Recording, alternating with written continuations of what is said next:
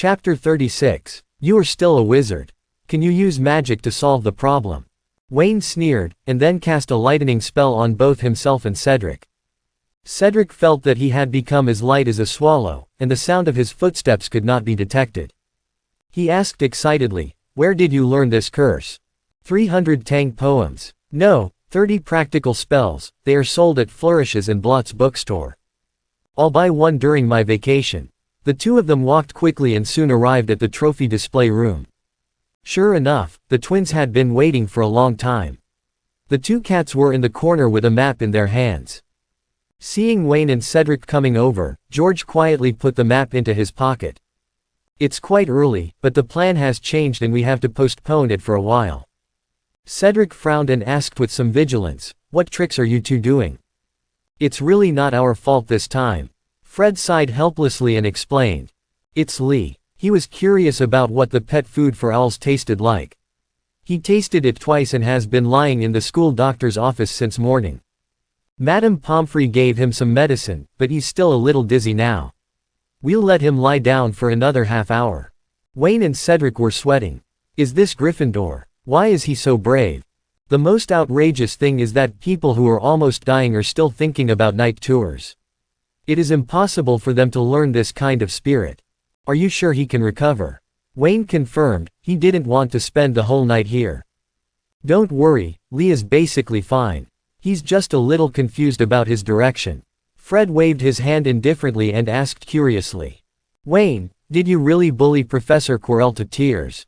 There are no secrets in Hogwarts." After spreading throughout the afternoon and day, almost all the teachers and students in the school now know about the little conflict between Quirrell and Wayne. Even Professor Sprout called Wayne away during lunch and gave him a few words of advice. "I know you're a good boy, Lawrence. Professor Quirrell is just too nervous and he needs some time." Wayne was also helpless. "What do you mean I bullied him into crying? I just wanted the professor to cover up the spell. Who would have thought that he would collapse? Be kind to our defense against the dark arts professor." Fred patted Wayne on the shoulder. "You can only see him for this year. Maybe he was just on guard against vampires." Honest Cedric was still defending Quirrell. He met a vampire in Romania during the summer vacation and seemed to be frightened. "No matter what the reason is, Quirrell won't show up again after this semester." George shrugged. "The reality is, no one can stay in this position for 2 years." Wayne became interested. "Can you tell me about the previous defense against the dark arts professor?" He knew that this position was cursed by Voldemort, and he also knew the fate of several subsequent professors, but he really didn't know why the previous professors left. Lee Chowden hadn't come yet and was bored, so the two started talking to each other about the tragic experiences of the first two defense against the dark arts professors. "When we first entered school, the defense against the dark arts professor was Olivier Knight. He was an old man who looked very nice. But after Easter, the Ministry's hit men suddenly came to Hogwarts and took out the wanted poster. Professor Olivier has a bad habit, which is alcoholism. He drank too much that time and actually seriously injured the then Minister of Magic. It is also because of this that Millicent Barnow was unable to be re-elected due to health reasons, which is why the current minister was appointed." Cedric nodded in agreement. "My father said the same thing. He also said that Barnold scolds Professor Olivier every day at home." Wayne was stunned when he heard this. What kind of outrageous butterfly effect was this? A professor actually beat the Minister of Magic into early retirement. If Voldemort knew this, he would laugh to death. "What about last year's professor?" Wayne asked again. At this moment, the expressions on the twins' and Cedric's faces became extremely strange, as if this was something very difficult to say. "Last year's Montella Clift was a friend of Headmaster Dumbledore," Cedric said slowly. "What did he do again?" "No, he didn't hit the Minister of Magic, nor was he a dark wizard." George shook his head and tried to hold back his laughter, but in the end he couldn't hold it in anymore. Clift suffered from severe mental illness. It was not until before the final exam that he accidentally left his street. Mungo's diagnosis certificate in the classroom and was not seen by Charlie. Cedric continued. "The school was in trouble at that time. A mentally ill person had been a teacher for a whole year, and no one noticed. The doctors at St. Mungo's are also crazy. They searched all over the UK and even went to France next door to find someone, but they didn't expect that they would be in Hogwarts. Speaking of this, he couldn't help but laugh. Wayne could already imagine how chaotic the scene would be. Then why did Dumbledore agree to him teaching? Wayne asked in confusion. Who knows? Maybe no one is willing to apply for this position. Even if he is mentally ill, it is better than canceling the course. George said indifferently. Anyway, these two professors are much better than Quirrell. At least they taught us some real things. Even though Clift is a psychopath, he has not forgotten his ability to use spells. I don't know what Quirrell is thinking. Muggle studies is taught well, so why does he have to come here to die? Everyone agreed that the defense against the dark arts professor was a disposable professor. They did not believe that Quirrell, who had been a teacher for several years, did not know this. This can only be attributed to lack of belief in evil. Boom! A huge noise came from upstairs, and several people were shocked. Fred jumped up immediately. It must be Lee, he is distracting Filch. Sure enough, they soon heard Filch's roar. It's a big shit again. I'm going to arrest you and put you in solitary confinement. You'll be put in solitary confinement for a year. The sound spread farther and farther, and it was obvious that Filch was already walking upstairs. Let's hurry up. I don't know how long Lee can last. Be careful with Filch's cat. Pushing open the door to the trophy room, the twins ran out first, followed closely by Wayne and Cedric.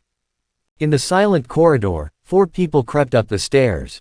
Every time he passed a corner, Fred would poke his head out to see if Mrs. Norris was there, and then let the other 3 follow.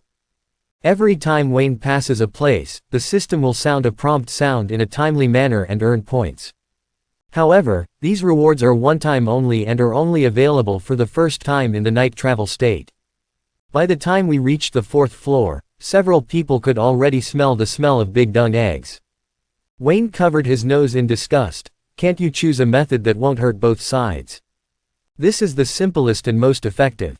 Fred said as he walked. Filch has a mysophobia. If he can't catch anyone, he will definitely clean up the big excrement before coming back, so that he can have more time. Quote. Cedric marveled, you are really experienced. It seems that he still has a lot to learn on the night tour. Don't think that Hufflepuff only produces honest kids. In fact, all the naughty kids in this grade are pretty much the same. It's just that the environment will affect a person, and so will his background. This makes Hufflepuff students seem much more well-behaved than other colleges. The group of people quickly arrived at their destination, the end of the corridor on the 4th floor. Originally there was supposed to be a corridor here, but since this semester it has become a door. Cedric said, and the twins nodded. They were all very familiar with the main areas of the castle. Do you really want to go in? What if there is danger, like Dumbledore said? The honest man swallowed. Regarding his timidity, Fred said contemptuously, what are you afraid of? This is a school. Is it possible that the principal can catch a giant monster and come over? As he spoke, he turned the door handle, but the door was still locked. The Allaho hole opens. He said forget it, but his body was very honest. Cedric moved faster than anyone else and was the first to take out his wand and cast the unlocking spell. What do you think it will be inside? I don't know, but there must be something valuable, a powerful spell, a treasure map. Anyway, anything is possible. Fred gasped instantly and didn't finish his words because he had already seen clearly what was inside. At the same time, he also knew why Dumbledore gave such a severe warning. After the door is opened, it is not a room inside, but still a corridor. A dog was sitting there, staring at them with 6 eyes. If purely in terms of quantity, 8 versus 6, Wayne and his team still have the advantage. But this dog was so big that it filled all the space from the ceiling to the floor. It had 3 heads, all of which showed ferocious expressions. There was sticky saliva flowing from the corners of its mouth, and a fishy stench came to the face. Merlin's wool socks. God, are they 3-headed dogs? Cedric groaned. If there is a fence or other protective device between him and the 3-headed dog, he will definitely be very happy now. You must know that it is difficult to see a 3-headed dog in the British Isles. They are usually active in Greek areas. But now, Cedric could even feel the smelly breath hitting his face with warmth. Just post it directly. How could you be happy?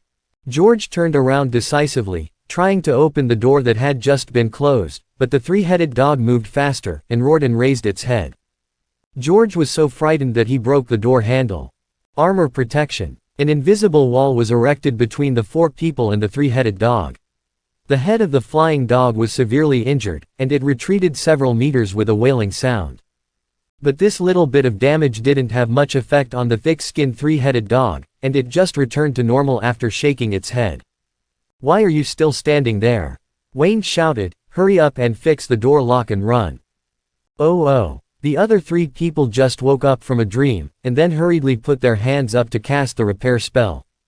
But because I was too nervous, I failed several times. Wayne didn't bother to care about them. After learning magic for so long, he came here just to find a suitable target to practice his skills on. Collapse. Repulse quickly. Flying shears like rain. Colorful rays of light shot out from Wayne's wand and hit the three-headed dog. The space was too small, and there was no room for the big man to dodge. Boom! A stun spell hit the dog's head on the left, knocking him unconscious directly. Both of them were stunned. They didn't even mention that Cedric had repaired the doorknob. They just watched in a daze as Wayne beat the dog's head. They know most of the magic here, but the effect of using it on people is okay. The three-headed dog that uses it to deal with both physical and demon defenses is probably about the same as tickling. Wayne is too perverted. Cedric, who was sharp-eyed, saw that in the space left by the three-headed dog's retreat, there was a trapdoor on the ground. What's inside? Although he was curious, now was not the time to explore and decrypt, so Cedric quickly opened the door. "Wayne, run, Filch will be here soon." Is this the end? This time it was Wayne's turn to feel a little unfinished. However, seeing that the three of them had already gone out to wait for him, he finally used a cutting spell, leaving deep scratches on the floor to warn the three-headed dog, and ran out himself. After closing the door, the roar of the beast disappeared, and several people finally breathed a sigh of relief. Then he looked at Wayne like he was a monster. Being stared at a bit by them, Wayne couldn't help but cross his arms. "What are you looking at me doing?"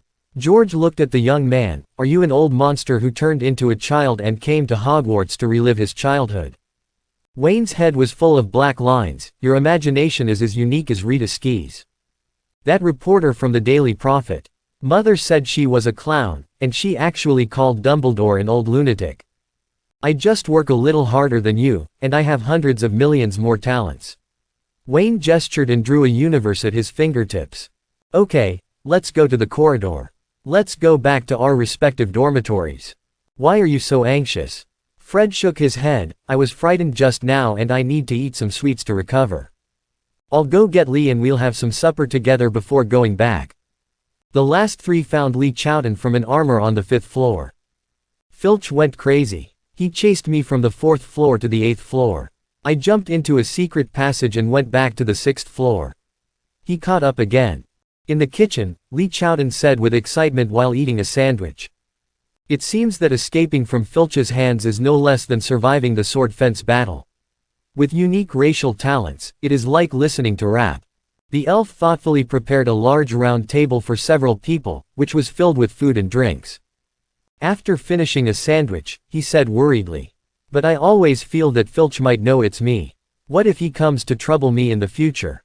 Fred comforted, "It's not a possibility, it's a certainty.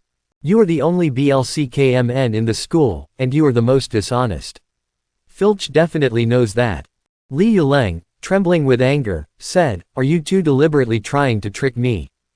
"Don't worry." Cedric consoled him after drinking a glass of lemon juice. "As long as he is not caught on the spot or has evidence, he has no right to impose punishment." Fred curled his lips disdainfully. "It's just that Bai has been following us for so many years, and he doesn't even know these rules. It's just because I followed you that I was imprisoned so many times." Lee replied angrily, and then asked about the topic he was most concerned about. "What is in that corridor? Did you see it?" Speaking of this, several people became energetic. "I'm telling you. You can't believe it." Lee's mouth was so open that he could even stuff a pear into it. Three-headed dog. Trap door. Then he looked at Wayne who had been showing off his food. "You said it was Wayne who defeated the three-headed dog." "Not defeated." Wayne corrected. "Just stopped for a while. That's why we're stopping you." Cedric interrupted. Looking at your posture just now, you won't stop until you beat the three-headed dog to death. How on earth have you mastered the power of magic to such a great extent? George said with envy. Compared to you, I was a loser in first grade. We are the same now. Fred complained without mercy, even to himself. With just those few moves, he could beat the four of us into muggles. The corner of Cedric's mouth twitched. You can laugh at yourself, what's the point of dragging me along? Is it shameful to be the first in my grade? Do you have any tips? Cedric couldn't help but ask. I really can't teach you this. Wayne shook his head. Magic is an innate talent that can only be explored, but it is difficult to improve. If you want to become stronger, in addition to mastering more magic spells, you must have a deeper understanding of magic. It's not that he's fooling a few people, it's just the fact. Dumbledore and Grindelwald's strength was created by a combination of nurture and nature. While they were in school, they showed their extraordinary talents, and only with hard work can they achieve such terrifying achievements. In this, talent is the foundation. Only by having the foundation and working hard can you see the results. The most obvious example is Hermione. When Harry was in school, he was always busy playing and would be reckless when things happened. Hermione had already mastered many magic spells at that time. But later, Lupin gave some advice, and after the third year, the power of Harry's magic had surpassed Hermione's, and it was getting further and further away. This is the talent gap. Although Cedric's talent is good, it is only good among normal people. According to the system's grading, the overall evaluation is B-level. It's just that he is relatively average and works hard, so he can securely sit at the top of his grade. The twins were even worse, and their thoughts were more on how to have more fun. I just hate geniuses like you. Fred curled his lips. Several people didn't mention it again and concentrated on eating their supper. Half an hour later, Wayne and the others walked out of the kitchen and went back to their homes. However, after watching Cedric enter the dormitory, Wayne walked out of the common room again. The corridor on the 4th floor has been checked in and 50 points have been obtained. I've earned more than 100 points by shopping around tonight. Wayne didn't go out just to score more points. Instead, I want to go to the restricted books section of the library and look for the books I need. He bought a book called Elementary Alchemy at Flourish and Blotts, which is also the alchemy textbook of Beauxbaton's School of Witchcraft and Wizardry. Because of Nicholas Flamel, Beauxbaton's is far ahead in alchemy, and young wizards can take alchemy as an elective in the 3rd grade. At Hogwarts, only those who pass the OWL's exam are eligible. No matter how advanced the book is, it cannot be mass-produced. Alchemy is a subject with a high threshold and is not suitable for widespread promotion. Wayne can only try his luck in the forbidden book area to see if there is anything he needs. Just as he came back to the 2nd floor, Dumbledore and Snape had already arrived in the 4th floor corridor. Looking at the seemingly unchanged oak door, Snape put his wand on the handle and felt it. Then he spoke sadly. It seems your warning has had no effect at all, Dumbledore. That's understandable, Severus. Dumbledore was not offended when someone violated his warning. The tone was as casual as if you were talking to a friend about your naughty grandson. Weren't you the same way back then? Oh, by the way, you were tricked once. Shut up. Snape interrupted him irritably. When you get old, you shouldn't always look back on the past. Wasn't that a pleasant experience? They should be expelled. And the little wizard who broke in here should be fired. It's not that serious yet. Dumbledore blinked, took out the key and opened the oak door. Let's see first how far they have gone. Snape snorted coldly and did not enter first. That stupid dog only recognized Hagrid and Dumbledore. Anyone else who appeared in front of him would be attacked. After Dumbledore entered, he followed behind. The three-headed dog was about to get angry, but when he saw the familiar white beard, he immediately lay down, with all three tongues sticking out and whimpering. This is... Snape's eyes narrowed. The wand gave off a bright light, allowing both of them to see clearly the injuries on the three-headed dog. Dumbledore said meaningfully, "It seems that our little wizard is really capable. I discovered that you have a unique ability to turn a very bad thing into a happy one." Snape, relying on Dumbledore's intimidation, inspected the three-headed dog's wounds before speaking sarcastically. A little wizard, who beats a three-headed dog into this state, might be the next Dark Lord. Are you still in the mood to praise him? If you hadn't told me it was a student who broke in, I would have thought it was Quirrell." A look of surprise flashed in Snape's eyes. He had just been discussing Quirrell's issue with Dumbledore in the office when a portrait burst in, saying that another young wizard had just broken into the forbidden area, and that Filch had been lured away. The two of them came together. "I don't think so." Dumbledore was still smiling. "Tom. Don't mention that name." Snape trembled all over, as if he had encountered something extremely terrible. "Okay." Dumbledore was a little helpless. "Severus, if you want to completely defeat the Dark Lord, you must learn to face him, at least, treat him as an ordinary person." "Ordinary people?" Snape sneered. "In the whole world, you are the only one who has the confidence to say that the Dark Lord is an ordinary person." "Oh, maybe there is another one, the senior in Ermengarde. Let's get back to the topic." Dumbledore's eyes reflected light, and his expression became much more serious. "The emergence of the Dark Lord was accompanied by many accidents and a series of wrong choices that led him to the path he is on now. Speaking of Voldemort, Dumbledore couldn't help but sigh. If I could have guided him properly at the beginning, maybe what happened next would not have happened." Snape sneered at Dumbledore's views. "Some people are born bad. If you had the ability, you should kill him when he was in school." "I haven't killed anyone in 82 years. A sadness flashed in Dumbledore's eyes. "Don't think about the past anymore. Who is that little wizard? Don't say you don't know. The whole castle is your spy." Snape knew very well that even though this old man was usually indifferent, there was no secret in Hogwarts that he didn't know. The same goes for Quirrell. That idiot thought he was hiding it well. But as soon as he appeared, not to mention Dumbledore, even he could smell the dirty and disgusting stench. There must have been contact with that guy. "Actually, I really don't know." Dumbledore pondered for 2 seconds. "I just have a rough guess, but it is irresponsible to draw conclusions at will. HMPH, just protect them." Without saying a word, Snape was too lazy to spend any more time with him. He left 2 bottles of healing potion and strode away, dragging his robe. In the corridor, only Dumbledore was still using the healing spell to recover the 3-headed dog's injuries. Wayne Lawrence, what a terrifying talent. Snape was right when he said that the entire castle was under Dumbledore's eye. He was referring to the ubiquitous portraits. Each portrait was ordered at the time of creation to serve the current principle. The actions of the 4 Waynes will naturally not be spared. Although he didn't know the specific situation after entering the room, Dumbledore knew exactly what level the other 3 were. Only Wayne, the young wizard who just entered school, is the correct answer. Perhaps, he should look away a little and pay more attention to other outstanding students. The next day, at 9 o'clock in the morning, Wayne yawned and went to the bathroom to wash up, put on a fresh robe, and finally woke up. "I was too tired from toiling in the forbidden book section yesterday." It wasn't until the rooster crowed on campus that Wayne realized it was time to leave. This is the real treasure. Any book that can be placed in the restricted book area must have its own special features or dangers. For example, the book, Alchemy's Soul, Equivalent Exchange, that Wayne has been reading, many of the refining methods of items recorded in it are very dangerous and even risk death. It was a little early for him to read this, and he didn't have a lot of knowledge. Without a lot of experiments, it is definitely an unwise choice to rashly refine high-level alchemical items.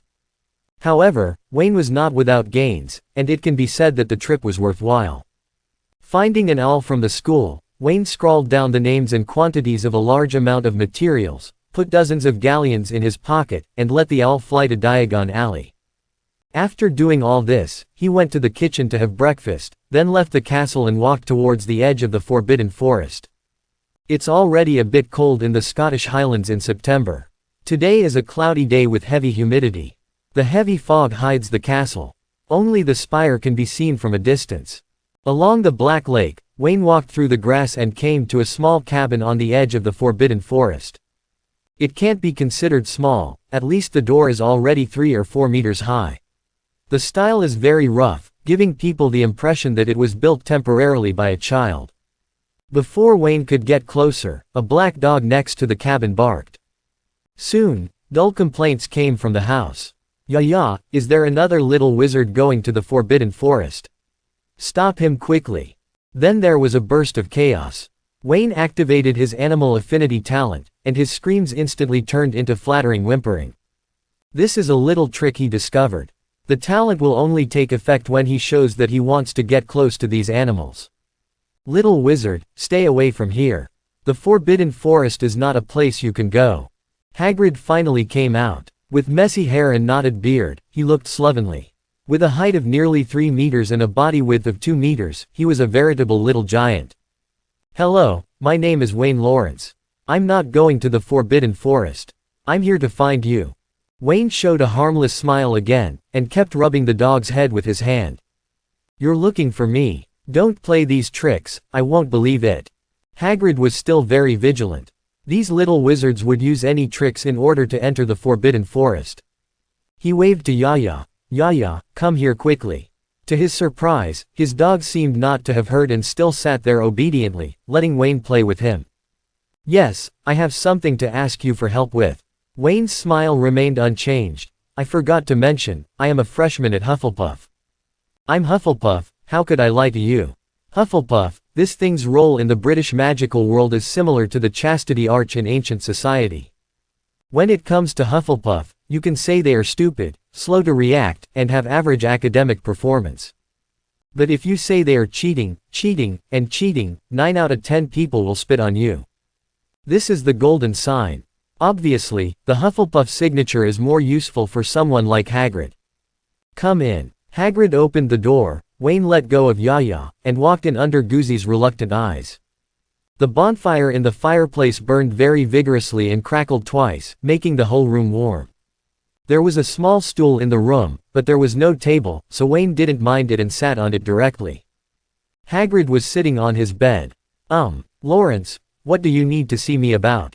Just call me Wayne. Wayne made up a random excuse. I heard Harry talk about you. He said you are a very good and enthusiastic person. So, when I encounter a problem, you are the first one I think of. Wayne was not afraid of Hagrid and Harry's confession later. He did mention Hagrid, but he didn't say so much.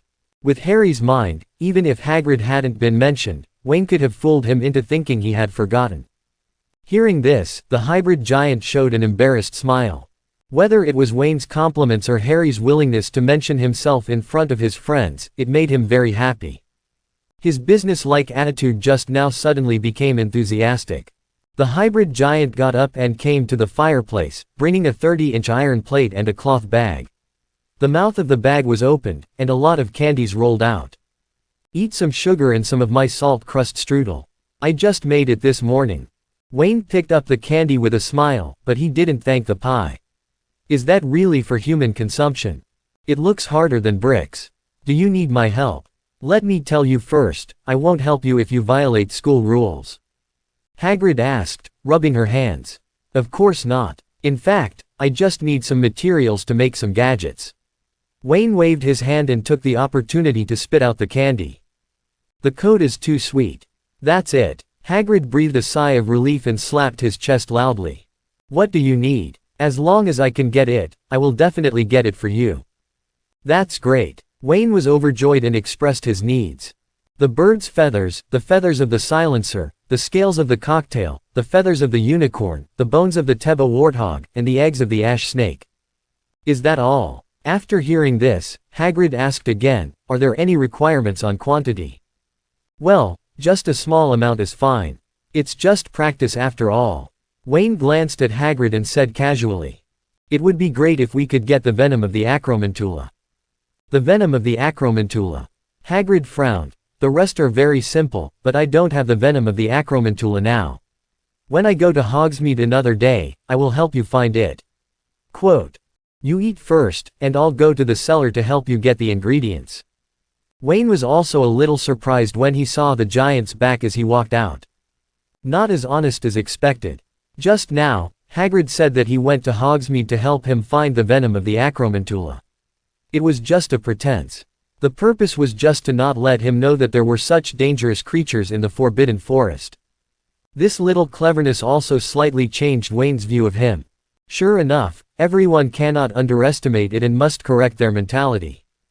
About 10 minutes later, Hagrid came back again and walked in carrying a large sack. See if these are enough. If they are not enough, I will go to the Forbidden Forest to pick up some more. Wayne took the sack, held it in his hand, opened the bag and took a look, and fell silent immediately. It was stuffed to the brim, with all kinds of feathers, bones, and eggs of ash snakes, stuffed together like garbage. The snow-white feathers were balled up, and Wayne could tell at a glance that they were unicorn feathers. Wizards with some common sense know how precious this thing is. The best unicorn feathers, which can be used to make wands, can be sold for 5 galleons each. The lower ones can also be used to make beauty potions. A bag of 10 galleons contains only a dozen feathers. There must be dozens of Hagrid's balls. There are a lot of white dumplings in the bag. Together with other things, this large sack is worth several hundred galleons at least. The way he looked at Hagrid changed. This is the true rich man. Isn't that enough? Seeing Wayne didn't speak, Hagrid scratched his head in distress. Then you have to wait a little longer. I'll go to the Forbidden Forest to help you find it. Enough, these are enough for me to practice, Wayne quickly advised.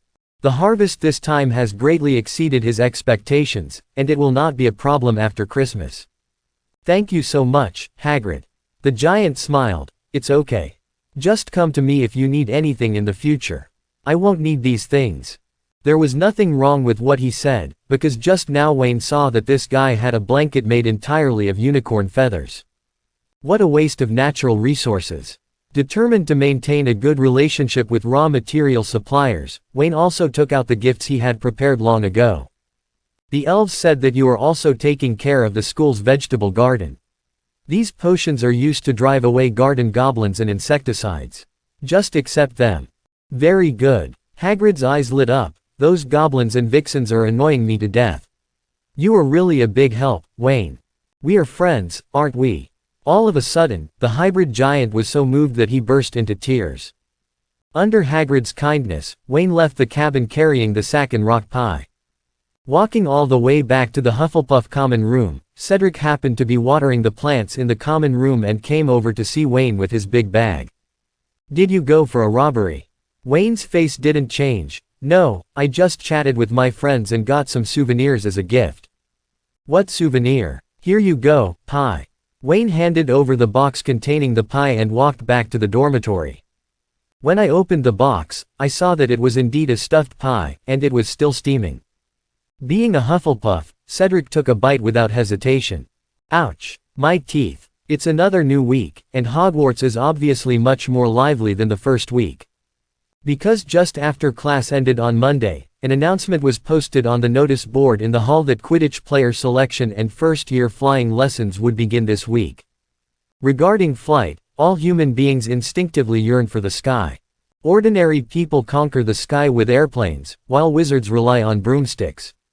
Oh, and there's the flying carpet. It's just that the sale of this thing has been banned in Europe. In fact, not many wizards are interested in flying carpets. The flying carpet is too fluttery, and because it is made of fur, it is particularly difficult to take care of.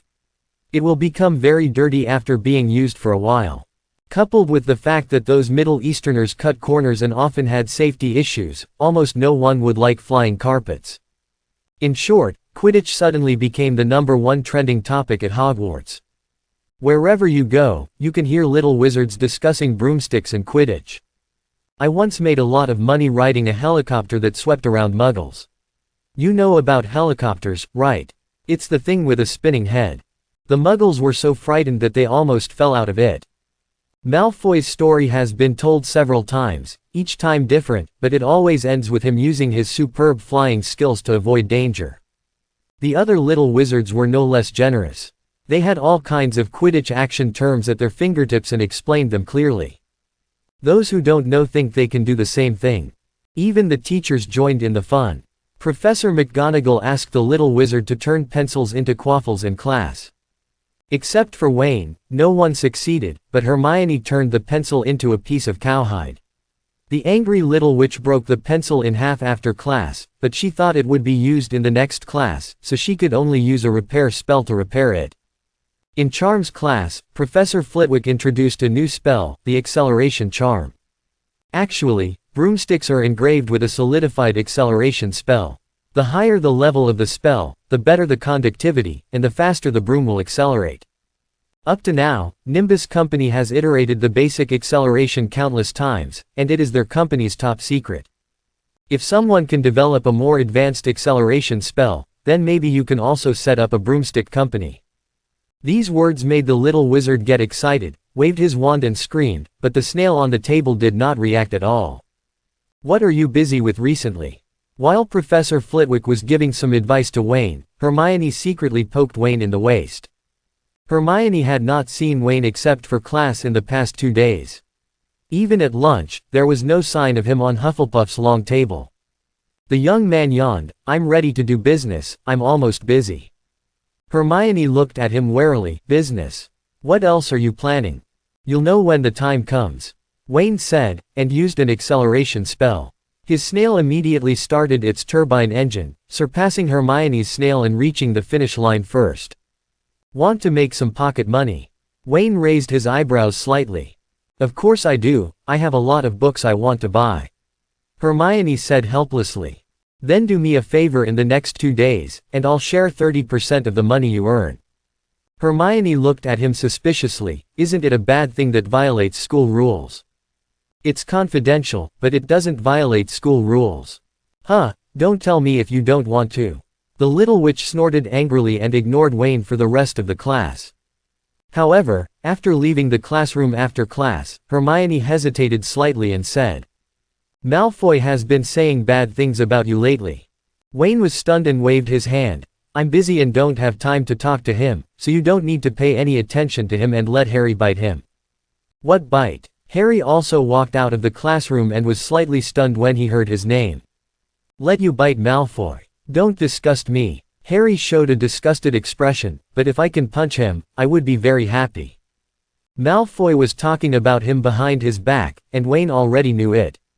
The most important thing for Hufflepuff is wizards. They are everywhere, and Malfoy is not carrying anyone behind his back. Naturally, the little badger hears it and tells Wayne. After learning the whole story, Wayne just laughed it off. A talent that doesn't attract envy is considered mediocre. Wayne's performance was even more outstanding than Hermione's.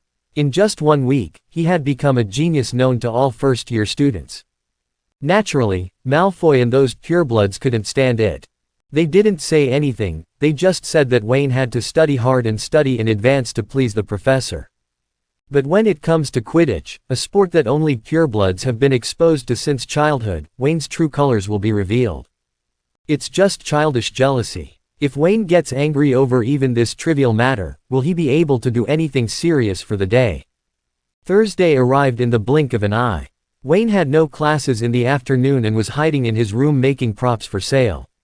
Suddenly Toby and Norman barged in, looking like they were coming to eat.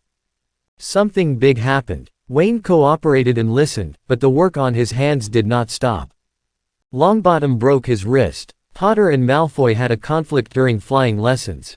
Taking advantage of Mrs. Hooch's absence, they chased each other on broomsticks in the sky, and they were inseparable. Is this word used here? Wayne twitched his lips, feeling sad for Toby's English proficiency. Toby was still gushing. You don't know, Potter flew so well. He played a trick on Malfoy, but unfortunately Professor McGonagall saw it, and he will probably be in bad luck. I can't say for sure, Wayne said casually. Maybe the professor saw how well he flew and specially approved Harry to join the Quidditch team. Didn't their seeker graduate last year? We are first grade. Norman reminded. First graders are not allowed to join the Quidditch team. Actually, yes. Wayne put the parchment away and looked at the two of them. In 1853, Coleman Fleming joined the school team in the first grade. Well, I can't tell you. Norman was a little depressed. What I'm most worried about now is whether I will fall to the ground like Longbottom tomorrow. A broken wrist is a trivial matter, but if my neck is broken, I will be finished. Don't worry. Wayne patted his shoulder comfortingly. If it's really broken, we will go to the infirmary to see you. Toby raised his head in surprise. My neck is broken, shouldn't we just start the dinner? Norman, can't you just wait for me to order? The two were just about to sit down and read some books about Quidditch when another excited shout came from outside the door. Come on. Potter and Malfoy are fighting in the Great Hall. Eating melon is always the second driving force in solving human procrastination. The first is GHS. With a loud roar, the entire Hufflepuff dormitory stirred up, and everyone rushed out.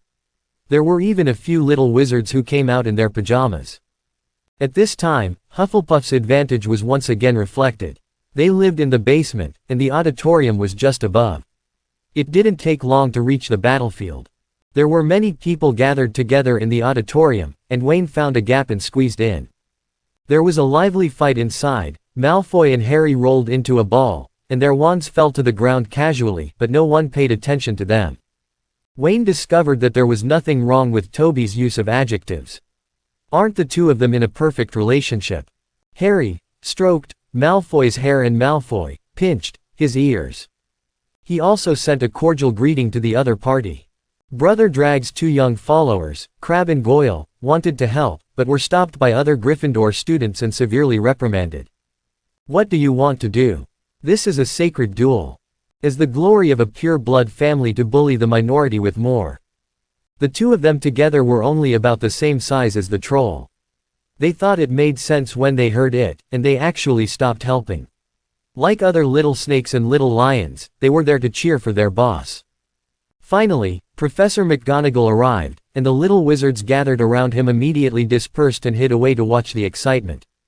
After seeing this shocking scene, Professor McGonagall almost fainted. Potter, Malfoy, let me go. At this time, the two finally reluctantly let go of each other, but their eyes were still looking at each other lovingly, and they were also having a heated exchange with the women in each other's family tree. How dare you? McGonagall was like an angry lion at this time, and Harry and Malfoy lowered their heads tremblingly. This is only the second week of school. You guys are actually fighting in the auditorium in front of so many people. Points deducted. 30 points for each college. Stand in solitary confinement. Ronald couldn't help but defend Harry. Professor, it's Malfoy. I didn't ask you, Mr. Weasley. No reason is an excuse for them to fight in public. McGonagall silenced Ronald with one look. At this moment, Snape received the news and rushed over. His expression was so gloomy that he could drip water, and he looked at Malfoy angrily. If the person fighting Potter was not a student from his own academy, he would torture Potter to death in this round. Come to my office at 7 o'clock in the evening to dispose of the toad's body. When will it be done and when will the confinement end? Snape decided on the confinement and Professor McGonagall did not object. Seeing that the excitement was over, everyone dispersed and Wayne found Hermione. What's going on? Why did they fight? The little witch shook her head. I don't know. I was in the library and ran here with someone else. It seems that even a top student cannot avoid being curious. Just in time, the twins came over laughing and said after asking for information from Ronald. We know that Malfoy thought that Harry had been expelled, so he taunted Harry crazily, and called him Scarhead. They started arguing after another. That's all. Wayne curled his lips. He thought there would be some big news. It's finally over, it's been a nightmare. On Friday afternoon, after 2 potions lessons, Toby looked like he was going to survive. Just now in class, he was scolded by Snape because he threw Humeezy's feces directly into the crucible without disposing of it. Snape also deducted 5 points. Seeing that the house score difference between Hufflepuff and Slytherin had reached 80 points, Snape also began to increase his efforts. If the medicinal materials are put in at the wrong time, points will be deducted. If the crucible temperature is not enough, points will be deducted. Points will be deducted for failure to clean the workbench. After one class, Hufflepuff lost more than 10 points. Why doesn't Dean Sprout favor us? Hannah, who was walking beside Wayne, asked with some confusion. That's enough partiality. Susan Bones reminded in a low voice. Every weekend, Professor Sprout will find people to help in the greenhouse, and most of them are people from our college. I usually add a few points. Extra points are not enough. Hannah hummed wisely. We should learn from Professor Snape and deduct all the points from other colleges. Then we will be number 1. Wayne glanced at her. Girl, you have the potential to be an assassin. The little badger and the little eagles left the castle and came to the lawn to prepare for flying lessons. Even though Neville broke his wrist yesterday, it didn't affect everyone's enthusiasm at all. No one thinks that they are dumber than Navi. Except in the herbal medicine class, most people can't see that Navi has the potential to be a wizard. Everyone didn't have to wait long before Mrs. Hooch arrived. using her wand to control several large frames to float behind her, filled with broomsticks. Her expression was extremely serious, and it seemed that she was quite frightened by yesterday's farce. The teaching staff at Hogwarts can really be described as mixed, with good teachers such as Professor McGonagall, Professor Sprout, and Professor Flitwick. There are also potion masters like Snape, who is extremely professional but has a mouth like a poisonous snake. There is also a teacher like Trelawney, who is basically a useless teacher except when he is using his skills. It can only be described as a chaotic dance of demons. Apparently Mrs. Hooch is not a qualified teacher either. Facing the students who flew into the sky without permission, all she could do was yell, and then wait for them to fall to death and send them to the infirmary for treatment. At this level, he can only be a referee. But today Mrs. Hooch has clearly learned her lesson. The same steps as before: let the little wizard call for the broom and wait for the broom to jump into his hand. Wayne succeeded in just one attempt, while others jumped on their brooms and rolled on the ground. If you shout a few more times, the broom will pat them impatiently. It took more than 10 minutes for everyone to hold it in their hands. Immediately afterwards, Mrs. Hooch asked everyone to put down their brooms and start coaching one by one. Although it is slow, at least it is much safer. What reassured her was that everyone's talents were generally poor, but there were no signs of losing control. Finally, it's Wayne's turn. Wayne didn't do anything wrong and honestly followed the steps taught by Hooch and Flew. He is a person who cherishes his life. The broomsticks in the school were all antiques from 30 or 40 years ago. Who knows whether they will fall apart? It's safer to fly lower. If something happens, you can react quickly. Contrary to what I imagined, riding on it did not cause melancholy pain like wind blowing in my buttocks. Instead, it was a soft invisible cushion. It's not that uncomfortable to watch. Due to their age, these broomsticks are not very fast, but flying in the sky and changing directions freely according to one's own thoughts feels very good. Wayne flew for a while without any problems. Mrs. Hooch was relieved and started to guide the next person. Gradually, there are more and more little wizards in the sky. Most of them are not flying high and just leave the ground. It's not as powerful as they boasted before. Wayne's two roommates had never touched a broomstick and were novices. They clamped the broomsticks under their legs and ran back and forth on the ground, pretending to fly. Ravenclaw's Lisa Dupin accidentally slipped off her broom, and a few more hairs were knocked out of her already few tail hairs.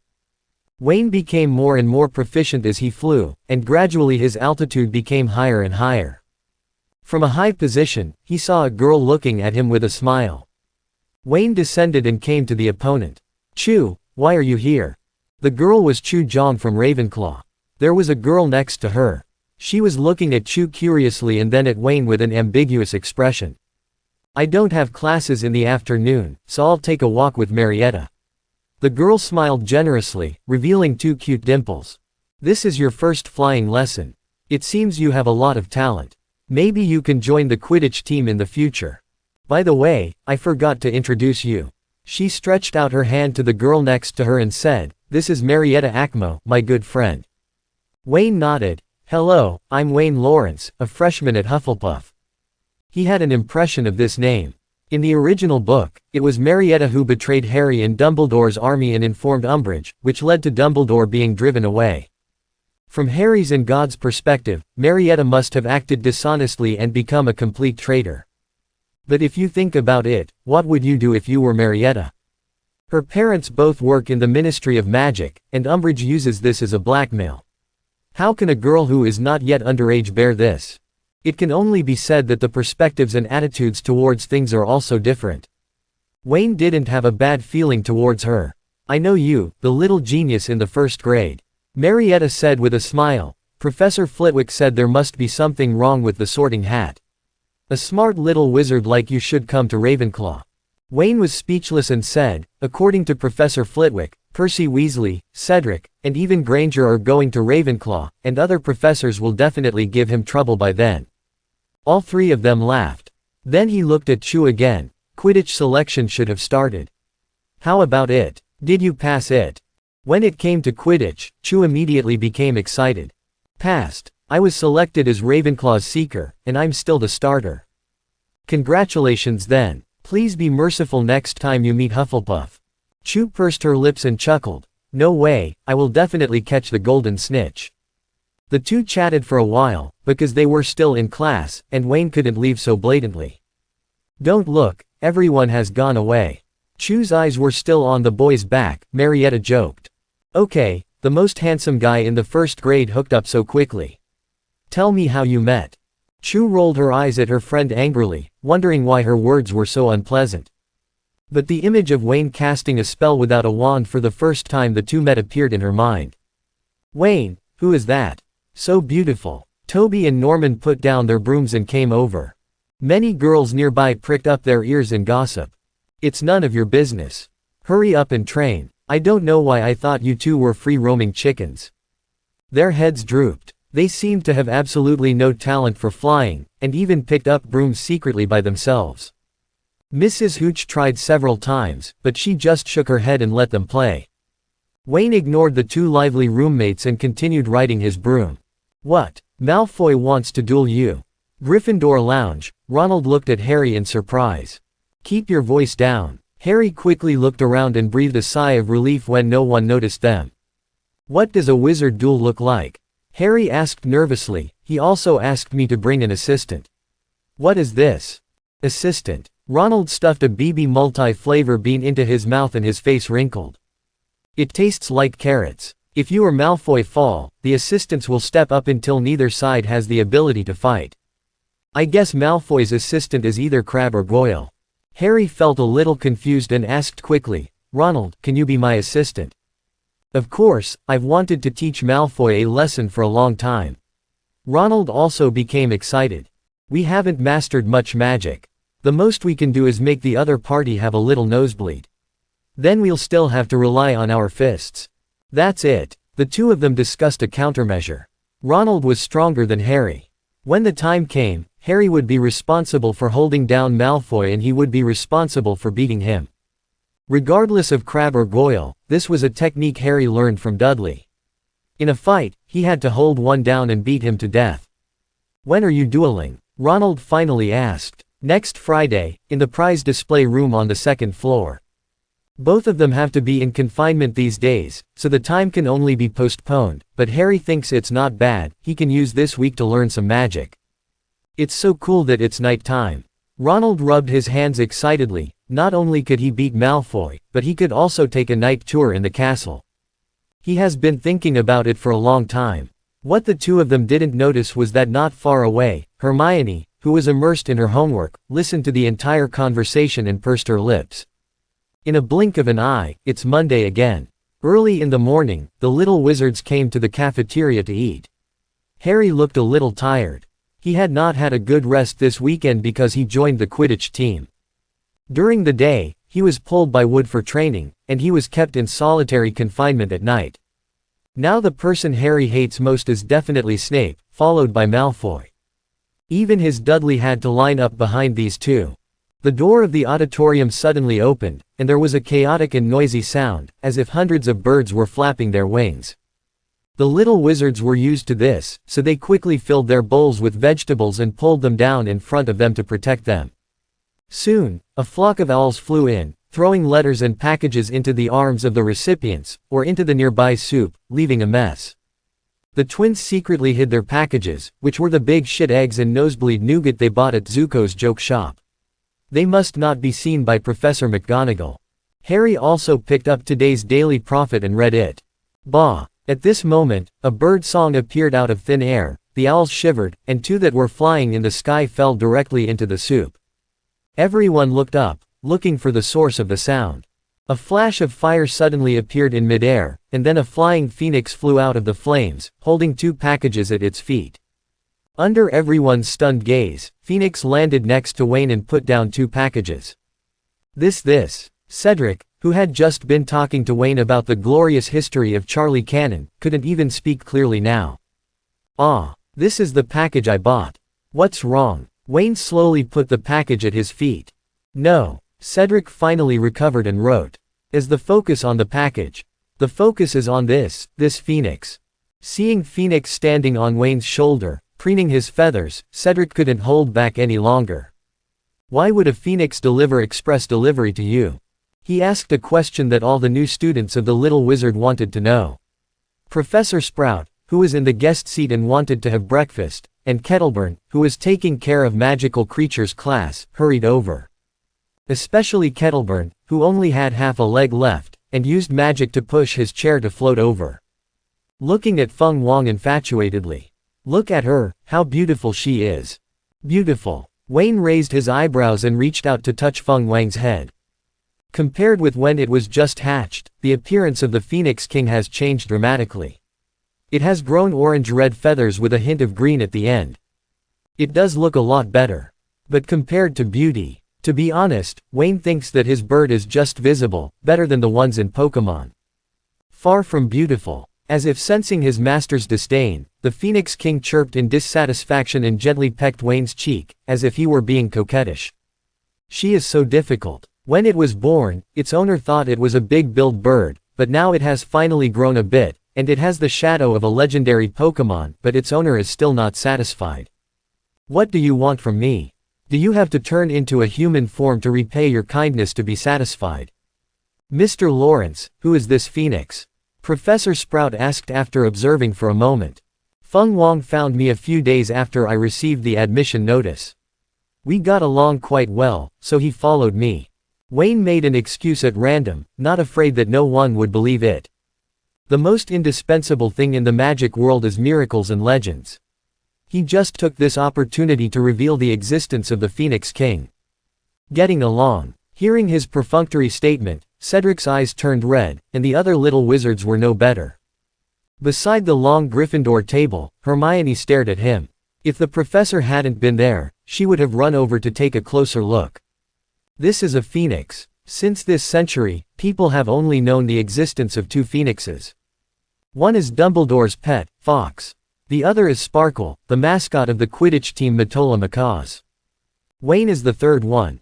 A little wizard who just entered school, his pet is actually a phoenix. Malfoy was so jealous that he almost broke his teeth. His favorite magical animal is the fire dragon, but that doesn't mean he doesn't like the phoenix.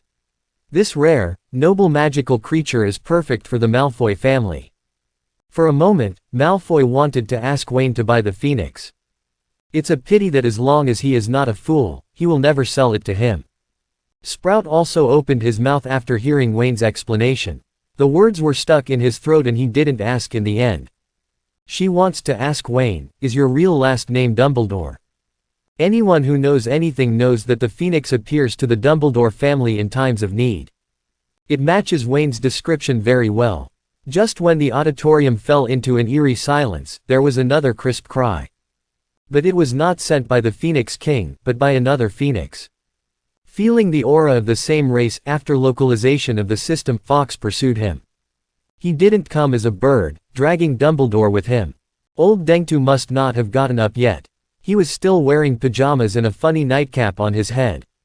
Many little wizards laughed out loud because Dumbledore's pajamas were so cute, with patterns of velvet and goblins drawn on them. Fox, what happened? It's so urgent. Dumbledore obviously didn't understand the situation and was still a little confused. Fox ignored him and flew to Wayne and hovered in front of him. Phoenix King also flew up with flames still burning on his body.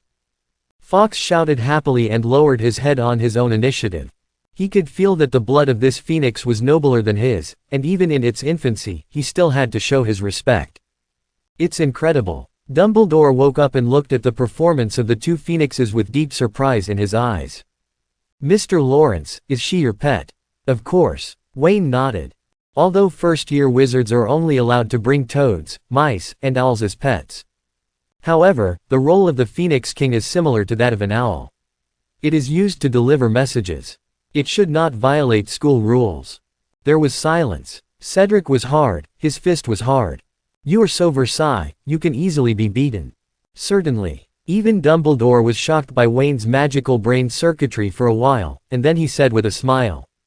This school rule was originally established to prevent students from getting into trouble if they cannot restrain their pets. You and your Phoenix King, that's your name, right? The relationship is very good, and the Phoenix is a kind-hearted and highly intelligent magical animal.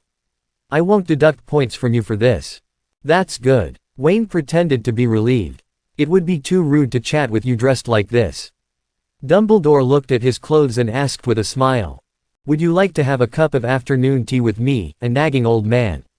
The time will be after you finish class in the afternoon. Perhaps I can share some experience with you in raising phoenixes. Wayne surprised him more and more. Old Deng, who originally wanted to observe in secret for a while, could only change his plan temporarily. Only by getting up close and personal can we have a more detailed understanding of Wayne.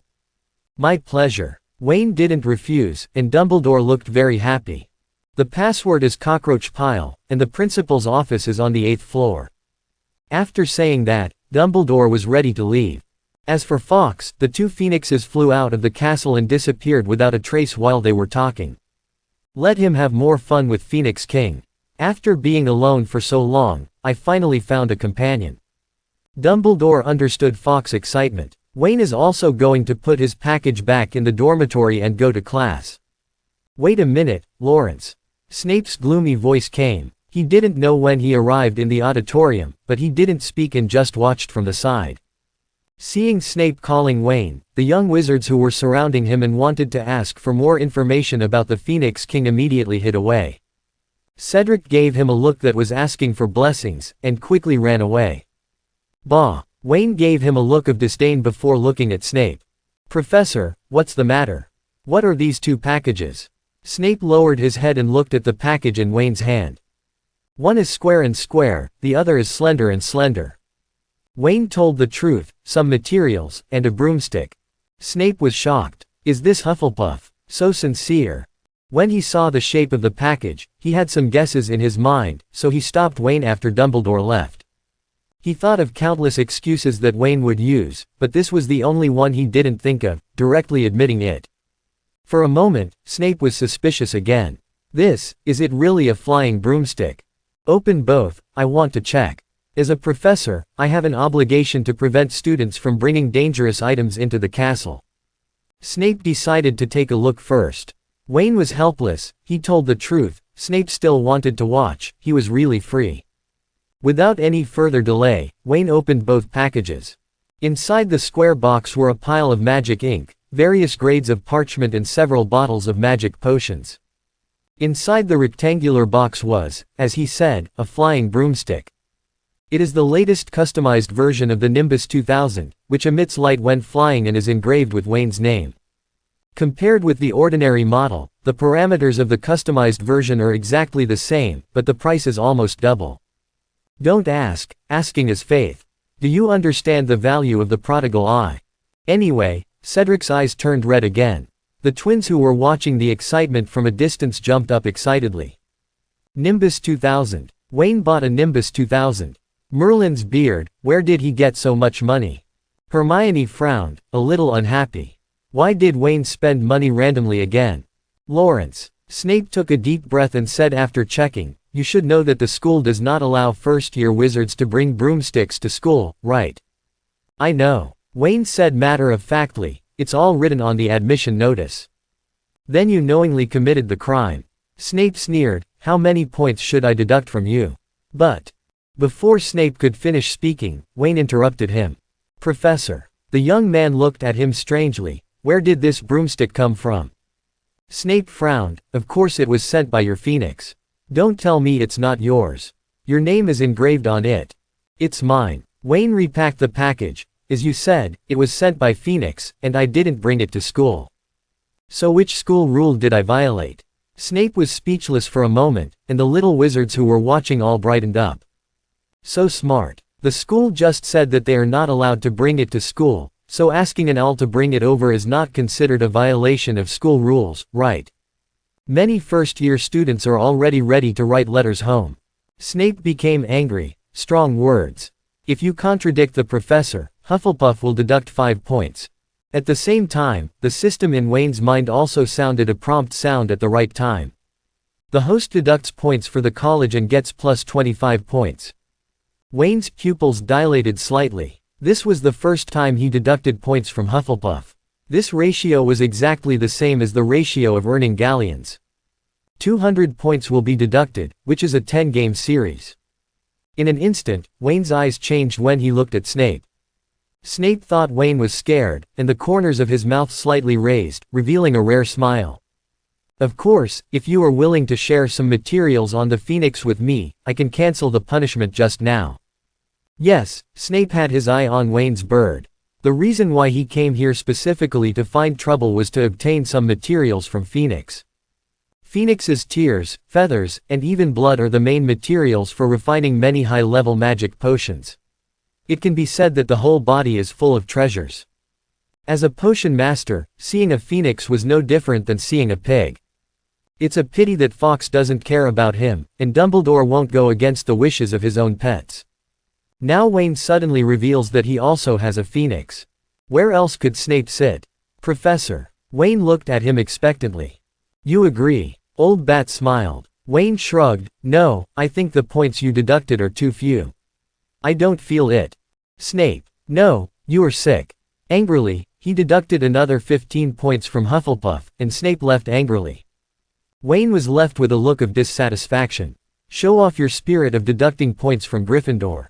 You only deducted so much, who are you looking down on? Surrounded by a group of little badgers, Wayne returned to Hufflepuff's common room. The amount of information this morning was truly astonishing. First the Phoenix appeared, and then Wayne bought a Nimbus 2000. For those Quidditch players, the Nimbus 2000 was simply their dream broomstick. As for Snape deducting points from Wayne, is this a thing? The only ones who really want to compete for the Academy Cup every year are Slytherin and Gryffindor. Slytherin is for the glory of pure blood, Gryffindor is for face, and must not lose to those stinking snakes. Ravenclaw will fight for it if there is hope, but will not put a lot of energy into it. Most of the people inside focus on their own affairs, and let the collective honor take its course. This is also reflected in the Quidditch game. Only the little badger, Hufflepuff's attitude is always, what cup should I learn? College what? What college cup? If you don't create it, what does it have to do with us? Do you want points deducted? Just buckle it. In order to show my sadness, I will eat 3 more bowls in a while, okay? This attitude makes Wayne's life very comfortable. He can do whatever he wants without anyone gossiping behind his back or causing isolation.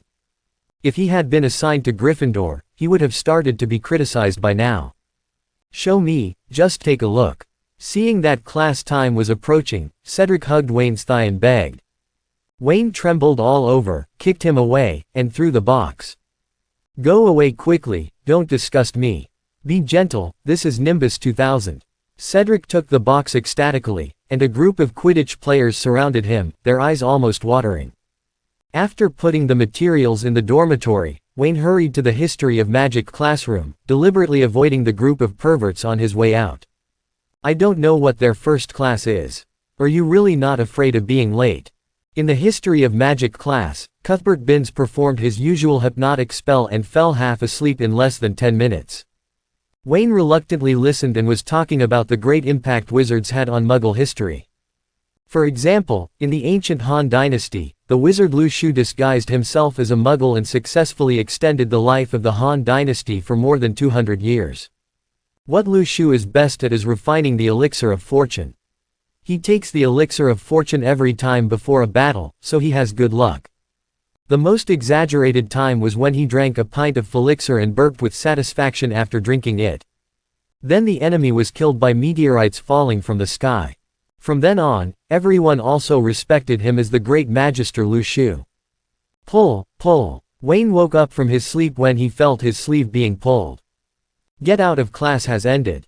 Hermione quickly held down Wayne, who stood up and was about to leave, and whispered.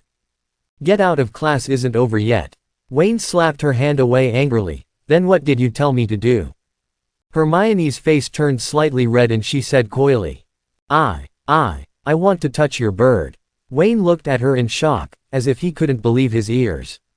What did you say? I want to touch your bird. The little witch looked at Wayne pitifully. Just for a moment, I will be very gentle and won't hurt her. Now it was Wayne's turn to feel embarrassed. Now.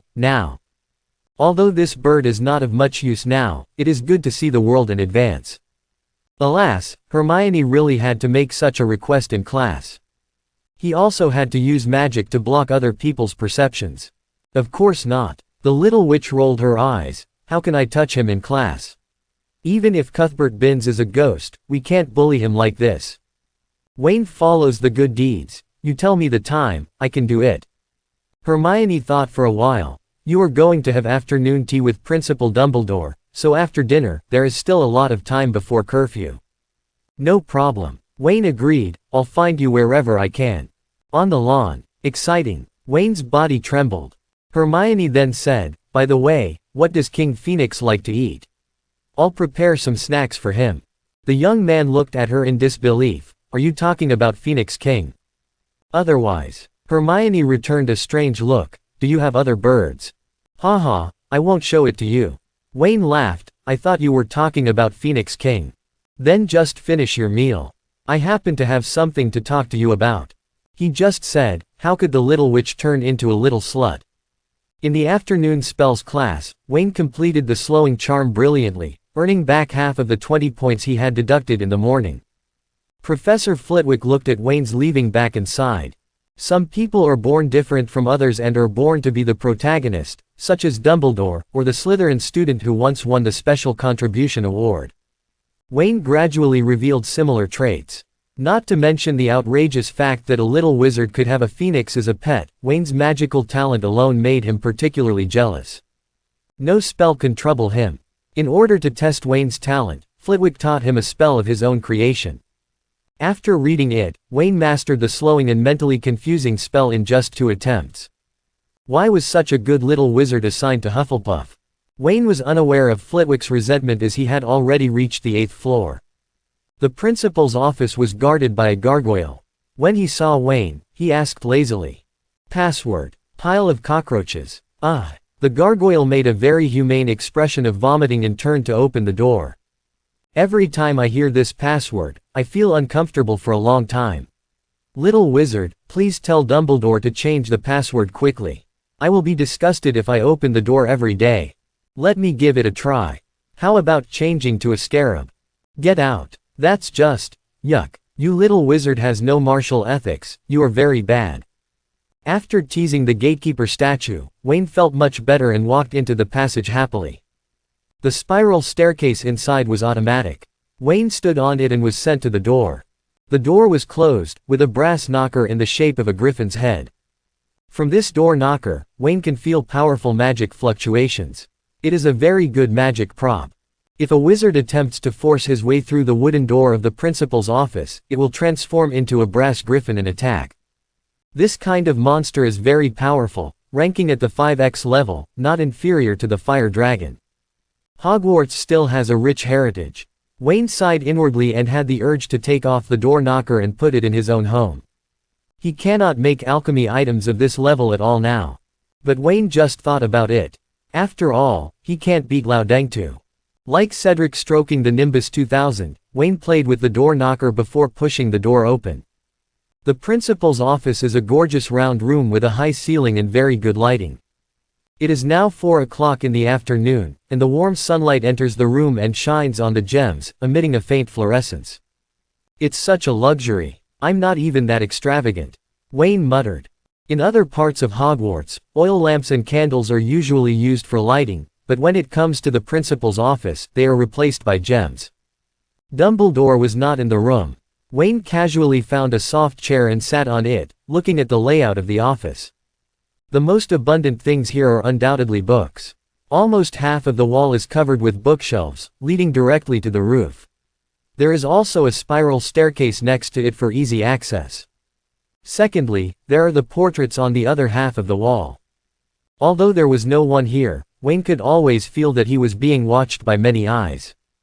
But when he turned around, the portraits showed no response, just like the Muggle portraits, motionless.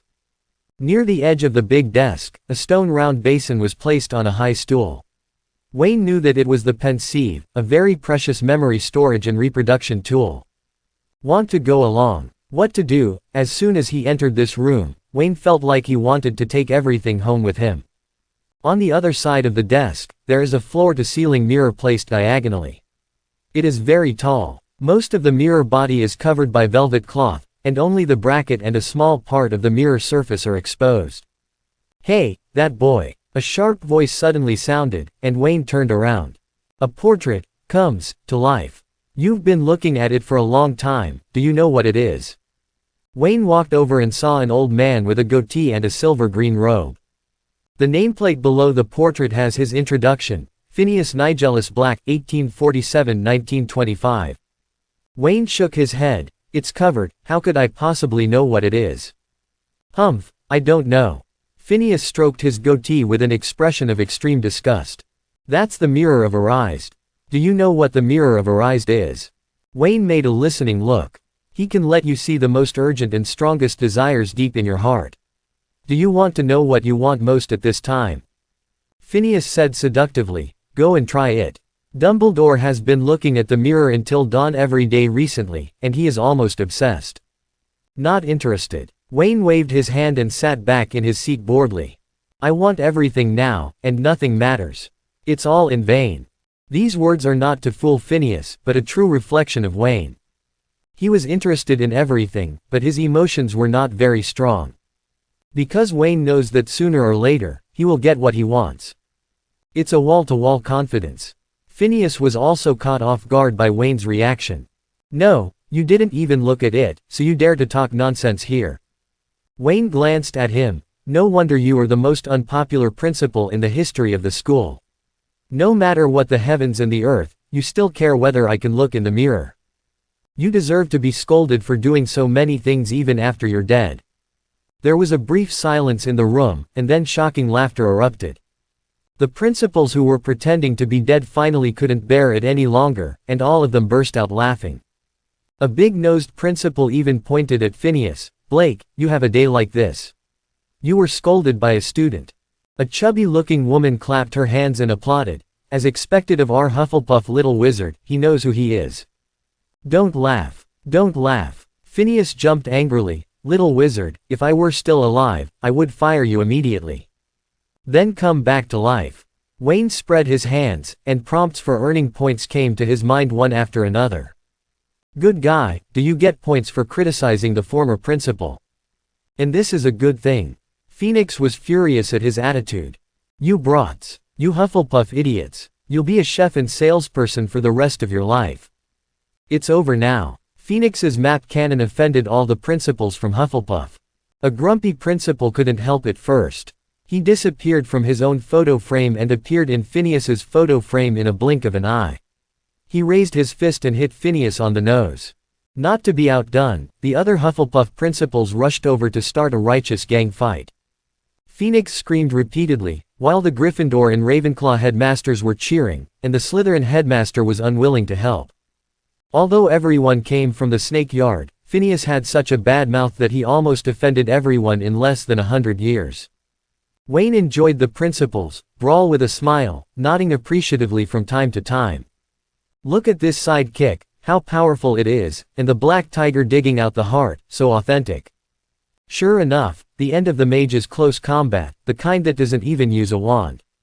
Just as Wayne was looking enthusiastically, the door to the principal's office was pushed open. Dumbledore walked in and was stunned when he saw the chaotic scene. Then he saw the untouched flannel and looked deeply at Wayne with a smile on his face. It seems I came at the wrong time. No, Principal. Wayne shook his head, you came at the right time. If it had been any later, Principal Phineas would have been beaten to death.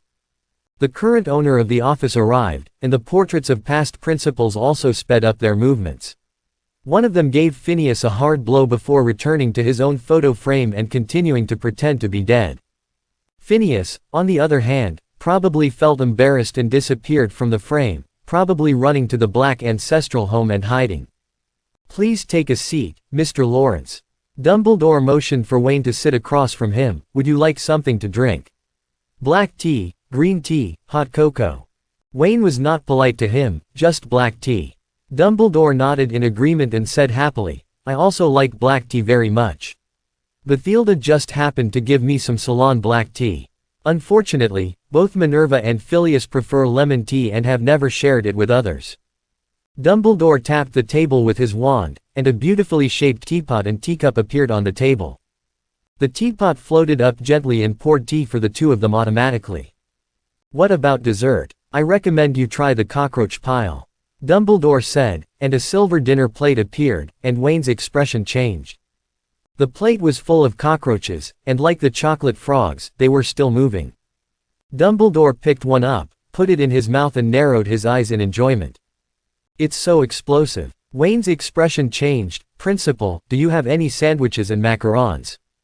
Certainly. Although it was a pity that Wayne had no intention of eating the pile of cockroaches, Dumbledore still waved his wand and conjured up several sandwiches and colorful macarons.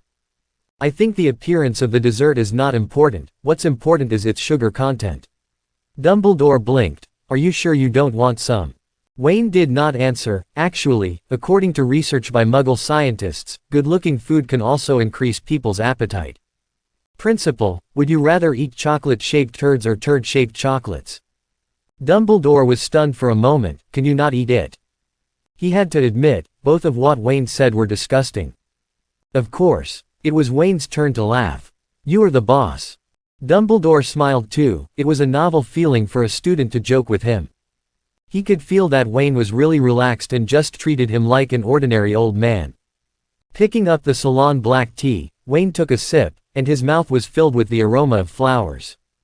Compared with traditional Oriental black tea, Ceylon black tea has a stronger color and rich floral aroma, but lacks the sweetness and fragrance unique to tea. Each has its pros and cons, it just depends on personal taste. As Dumbledore said that morning, most of the conversation between him and Wayne revolved around the Phoenix. Apart from asking Wayne how he met the Phoenix King at the beginning, the rest was that Dumbledore was imparting some breeding experience. Wayne also patiently wrote it down. After the so-called localization of the system, Phoenix King also possesses some of the abilities of Phoenix in this world. For example, disembodiment and tears can heal injuries. There are also many similarities in taste and habits. Wayne took the opportunity to make his request and keep Phoenix King in the Forbidden Forest. Dumbledore readily agreed. Unlike an old man like me who has nothing to do, you have plenty of time to play with your pets. It's also a good choice to let them go free. The ghost has nothing to do. Wayne groaned inwardly. You old bee, I'm afraid you put most of your energy into the mirror of Arised and Harry. After talking about Phoenix, Loudang started talking about wool socks again. When it comes to protecting your feet, I think there is nothing more considerate than wool socks. I used to be dismissive of it, but now I can't put it down. Dumbledore blinked like an old naughty boy.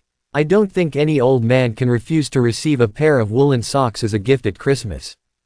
But unfortunately, everyone seems to think I prefer books. Hello, Ministry of Magic. Someone here is asking for a bribe from the little wizard, will you just ignore it? Wayne laughed and promised that Loudang would be satisfied with Christmas. But what he knew was that what Loudang liked was not wool socks but the meaning inside them. In the UK, woolen socks represent family ties. Dumbledore is indeed the greatest white wizard of this century, but even with his powerful magic, he cannot undo the mistakes he made in his youth. Such pain, and the one imprisoned in Nurmengard, have been tormenting him. It was already past 5 o'clock, and Wayne was about to stand up and say goodbye, returning to the auditorium to eat some food that would really fill his stomach. Just a moment, Mr. Lawrence. Dumbledore took out a piece of parchment, danced on it, and finally handed it to Wayne. Wayne took it and saw that it was an approval note from the restricted book section. Generally speaking, the approval note for the restricted book area will have specific titles. But the one Loudang gave him was time-limited.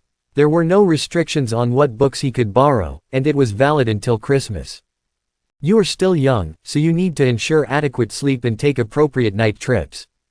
Dumbledore smiled and said, this is my reward for showing mercy to the three-headed dog. Thank you, Principal. Wayne was not the least bit embarrassed when he was caught violating school rules. I also think it's not good to go there all the time at night. There are no lights in the restricted book area, and my eyes are almost nearsighted. Dumbledore's smile faltered. This little wizard always plays cards out of common sense. When others are caught, they often look at a loss. Why is it Wayne's turn, as if he was not the one who made the mistake? After Wayne left, calm returned to the principal's office again.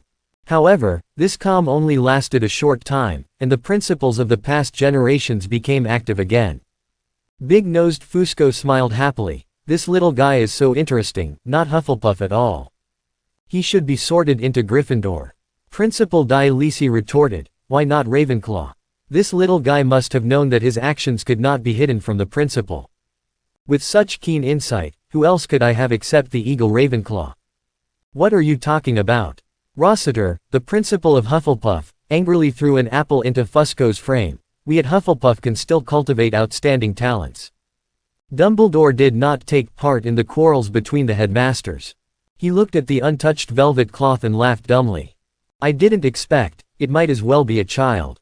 Leaving the headmaster's office, Wayne had no fear that all of his actions would be noticed by Dumbledore. Among the various conjectures in the past life, many regard Dumbledore as a heinous conspiracy party, but in fact, most of this conclusion is untenable. If Dumbledore is really that kind of ruthless character, he will die if he doesn't develop according to his ideas.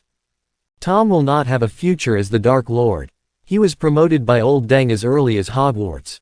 Perhaps Dumbledore had changed after what happened to Voldemort, but the principle he always adhered to was guidance. He believes that as long as he gives his students more care and education, he will not make the same mistakes again. Even if Malfoy had the idea of killing him, Dumbledore would try to change him and awaken the good thoughts in his heart. Wayne is far from that bad. He went to the Forbidden Book area to read books, and all he read were about white magic, alchemy or potions. There must be a lot of dangerous information in it, but it's nothing compared to real black magic. Who made Lao Deng so ruthless that even medicines like Polyjuice Potion were placed in the restricted book section? It's not entirely Wayne's fault. It's all Benzema's fault. Oh no, Voldemort. Back in the dormitory, Wayne was going to sort out the materials he bought from Diagon Alley into categories, put them away, and put them into a small bag that had been casted with a traceless stretching spell. It wasn't that he wasn't worried that his two roommates would steal it, but he was worried that they would think there was something to eat in it and accidentally eat it, which would cause big trouble. As soon as he returned to the locker room, he saw Cedric still holding the broom and looking at it. Cedric also saw him and reluctantly returned the Nimbus 2000 to Wayne. As expected of Nimbus 2000, the workmanship and texture are truly amazing, but I just don't know how it will work. You didn't try. Wayne took the broom and looked at him doubtfully. Cedric shook his head. Didn't I tell you everything? Let's just take a look. This is your new broom. I don't dare to try it. If it breaks, I can't even afford to sell it. Wayne patted him on the shoulder happily. You look down on yourself so much. Just because you are the only son of the Diggory family, you are still worth the money. There was a burst of laughter in the lounge. Many people in Hufflepuff have parents who work in the Ministry of Magic, so they naturally know how precious Mr. Amos is to his son. Cedric blushed and punched Wayne's arm angrily. Go, don't tease Senior here. Okay. Under Cedric's confused gaze, Wayne threw the broom to Diggory again. I'll give it to you for 2 days to get familiar with it, and I'll lend it to you for the Quidditch match. Before Cedric could say anything, Quidditch Captain Waitley was the first to jump up. Really? Wayne, if Cedric, the Seeker, is given a Nimbus 2000, their chances of winning the Academy Cup will be greatly increased. Why are you lying to me? Wayne said nonchalantly. Harry has joined Gryffindor's Quidditch team, and Professor McGonagall also gave him a Nimbus 2000. What? Waitley was startled, then thought of something again and suddenly realized. I wonder why this old boy Wood is as happy as picking up 10 galleons in the past 2 days, and he is doing some secret training. It's so gloomy. Cedric tightened his grip on the broom and burst into tears. Say nothing more, Godfather. There was another burst of laughter, and Wayne was also amused. He enjoys this harmonious atmosphere very much. Compared with other colleges, Hufflepuff feels more like home and he feels very relaxed here. However, the broomstick he planned to lend to Cedric was not this customized model. Wayne is going to buy another one and donate it directly to Hufflepuff Academy. He would not be taken advantage of like Malfoy and directly donate 6 handfuls, but he was willing to give one to the Academy. Money can't buy it, but I'm happy with it. He will deduct points from Hufflepuff in many places in the future. Although no one cared about it, Wayne couldn't help but take it as compensation in advance. After receiving the permission, Cedric didn't even eat, picked up the bag and rushed out of the lounge to go to the Quidditch pitch for a try. Several team members and the little wizard who joined in the fun also followed. Wayne came to the auditorium, had something to eat and was going to find Hermione. As soon as he came in, he attracted a lot of attention. Now all the teachers and students in the school know that Wayne has a phoenix as a pet, and even took advantage of the school rules to buy a Nimbus for 2,000. No matter which thing it is extremely enviable. At the guest of honor seat, Snape cut off a piece of steak and stuffed it into his mouth, chewing it hard as if he was biting Wayne. This kid would rather deduct points than make a deal with himself. So annoying. Second only to Potter. Wayne. Hearing a soft voice behind him, Wayne put down his knife and fork and turned around. What's wrong, Chew? Since many people went to the Quidditch pitch to look at the brooms, there were a lot of seats at Hufflepuff's dining table. Chew simply sat next to Wayne, Chu Shui's eyes full of curiosity. I heard, you have a phoenix and bought Nimbus 2000. She came late in the morning. She only heard other people talk about it and didn't see the specific situation. Right, it's true. Chu's eyes widened slightly. I thought it was a rumor. I picked up the phoenix, and I bought the broom after taking flying lessons. Wayne said with a smile. One more confidential message for you. I lent my broom to Cedric. Huh. Chu was shocked at first, and then his mouth bulged, like a small puffer fish. Aren't you bullying others? Because he joined the Quidditch team, Chu's family gave him a sweeping 7 stars as a reward, which was also a good broom. But compared to Nimbus 2000, it is 1 or 2 grades behind. How can this be called bullying? I'm just helping my college. Wayne defended himself. HMPH. Chu snorted angrily, if you join the Quidditch team next year, I will switch to a beater and knock you off the broom. Then just wait. Wayne shrugged. He didn't have much interest in Quidditch, and he just bought a broom to enjoy the feeling of flying. Chu's wish may come true. What about your bird? Can I see it? Chu blinked. He has never seen a real phoenix in his life. I don't know where I'm having fun. I'll call you over later. Hermione wants to see it too. How about you two come together? Okay. On the Gryffindor table, Hermione was already staring at the table. Seeing Wayne and Chu talking and laughing, he snorted angrily. Until Wayne stood up and waved to her, the little witch stood up immediately.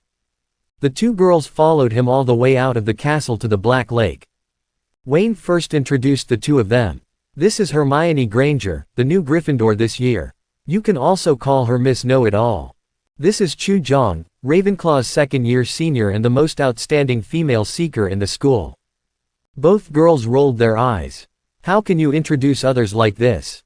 Hermione even pinched Wayne's arm angrily. This nickname was given to her by Snape. Hermione originally hated it, but now she heard Wayne say it.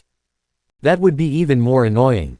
With a common target to attack, Hermione and Chu started to share the same hatred, and soon they knew each other. Wayne then had a thought in his mind and summoned Phoenix King over. Ever since the Phoenix King hatched, there has been a vague connection between the two, which can be sensed at any time even if they are far apart. The fire exploded, and Phoenix King flew out of it. It wasn't over yet. Fox, who had been following her since morning, also flew out. The 2 girls' eyes were shining, and they couldn't help but want to get closer. Although Wayne thinks Phoenix King is average looking, in the eyes of Chu and Hermione, he is very beautiful. Especially the beautiful and soft feathers, exuding a faint light. The whole bird looks full of sanctity. Fox is a little worse. It seems to be on the verge of nirvana. The luster of its hair is a little dull, but it is still full of vitality.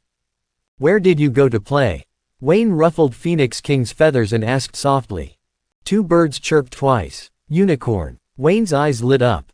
How many are there? Chirp, chirp. Just 3, that's not bad. Wayne nodded and made up his mind to go take a look when he had time. He is also a face controller. Wayne also became interested in unicorns, pure creatures that appear in various legends. Seeing Hermione and Chu still standing there without moving, Wayne waved. Come here, Phoenix King is easy to get along with, but don't touch her crown. After receiving his permission and seeing that King Feng had no intention of objecting, the 2 women came forward to take a closer look and took out the snacks they had just prepared. Wayne also took out some white leaves and ash snake eggs from his pocket. Hey, Phoenix likes to eat healing herbs and fire attribute materials. This was given by Dumbledore just now, just in time to borrow flowers to offer to the Buddha. Phoenix King and Fox both ate obediently. Chu and Hermione carefully reached out their hands and stroked Phoenix King's feathers. He narrowed his eyes happily. It's warm and comfortable. By the way, Dumbledore has allowed you to live in the Forbidden Forest. Wayne told King Feng, if you want to play, be careful and remember to treat others' injuries. The fun he talks about is naturally killing monsters and upgrading. The Forbidden Forest also has its own food chain. If Phoenix King acts too wantonly, it will destroy the balance inside. Chirp, chirp. Phoenix King raised his head proudly and waved his wings twice, as if you can rest assured if I do it. Wayne was speechless. I hope there won't be any trouble. Wayne, why does King Phoenix have a crown on his head but Fox doesn't? Hermione asked suddenly. Because my Phoenix is the king, Fox is not. Boast. You'll know then. The two birds flew away contentedly after eating and drinking, and Hermione and Chu also had their fill. At this time, Hermione asked, you said you had something to do with me during class, tell me now. Chu looked at the two of them and said, then I'll leave first. No. Wayne waved his hand, even if you don't come today, I will still ask for your help. Chu became interested. How else can I help you? In her eyes, Wayne has outstanding talent. He has mastered wandless spellcasting, and he bought Nimbus 2000 in the first grade, so he is not short of money. She really couldn't think of anything Wayne needed her help with. Wayne took out 2 pieces of thick parchment from his bag and handed one to Hermione and one to Cho. I plan to start a small business. Hufflepuff doesn't need to worry, but other colleges will need help. What's this? There is nothing on the parchment, but the decorative patterns are very beautiful. The edge of Hermione's parchment was golden red, and there were 2 majestic lions painted on the 2 opposite corners of the parchment. The autumn one has azure patterns, and the animals have turned into soaring eagles. Click with your wands. The 2 women did as he asked, and a ball of ink suddenly appeared on the originally blank parchment, and then spread quickly, turning into a map. Is this a map of Hogwarts Castle? Hermione looked at him in surprise. Yes, but this is more than just a map. As long as you are in the castle, you can observe your position and the real-time movement of the stairs. Chu's curiosity also aroused, is it so magical? Wayne shrugged, why don't you find out if you try it? The 3 returned to the castle again, and sure enough, everyone had a mark on the map. Wayne is a badger, Hermione is a lion, and Autumn is an eagle. As they move, the icons move too. When she came to the stairs, Hermione checked and found that the running pattern of the stairs was exactly the same as what was shown on the map. Even when they were about to set foot on that testy staircase, a reminder appeared on the map not to run or step hard. That's amazing, Chu exclaimed, then looked at Wayne. Did you do this? Of course. Wayne was a little proud. I have been studying it for more than a week. Chu clapped in agreement. Wayne, you are great. With this map, I will never be late again. Hermione fell silent. She studied extremely hard during this period just to catch up with Wayne. But looking at this map, she felt a little desperate. How could it be possible to catch up with such a monster?